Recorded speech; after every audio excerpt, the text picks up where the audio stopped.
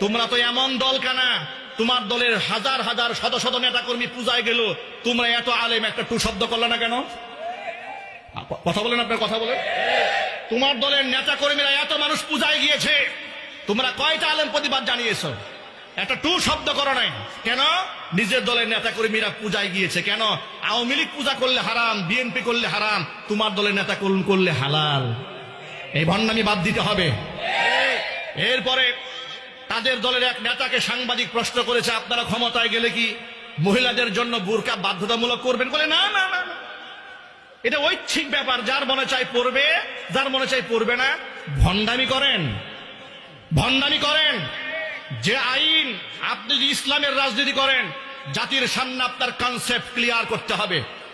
আপনি বলবেন আমি যদি ক্ষমতায় যেতে পারি আমি আল্লাহর কোরআন আইন কার্যকর করব। আল্লাহর কোরআন যদি বোরকা আছে না নাই, নারীদের পর্দার বিধান আছে না নাই, তাহলে উনি কি করে বললেন ঐচ্ছিক থাকবে? আবার জিজ্ঞেস করা হলো, আপনারা ক্ষমতায় গেলে কি এই নাটক সিনেমাগুলো চলবে? হ্যাঁ, অসুবিধা নাই, চলবে। মেয়েরা কি নাচতে পারবে? হ্যাঁ, তাও নাচতে পারবে। ভণ্ডামি করার জায়গা পান না, কনসেপ্ট ক্লিয়ার করতে হবে।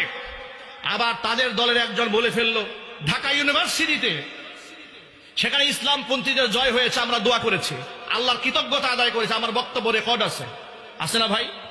আমরা শুকরিয়া আদায় করেছি।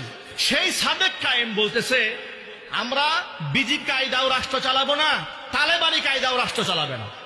ও বিজেপির সাথে তালেবানের কোন দিক দিয়ে মিলল? আমি বলেন তালেবানি কায়দাও চালাবেন না। আমি বলছিলাম যে তালেবানে একবারে দুধে দোয়া তুলসী পোটায় একেবারে তারা খেলাফত কায়েম করে ফেলেছে, সে কায়দায় করবেন না। তো আপনি কোন কায়দায় করবেন সেই কায়দাটা বলেন। আপনাদের মুখে আমরা খেলাফতের কথাও শুনি না। ইদানিং আগে শুনতাম ইসলাম কায়েম করবে, দিন কায়েম করবে, এখন দিন কায়েমও বলে না, ইসলাম কায়েমও বলে না, এখন বলে কল্যাণ রাষ্ট্র বানাবে। কত বড় চালাকি বুঝতে পারছেন তো? যাতে করে আল্লাহ খুশি থাকে, শয়তান নারাজ না হয়।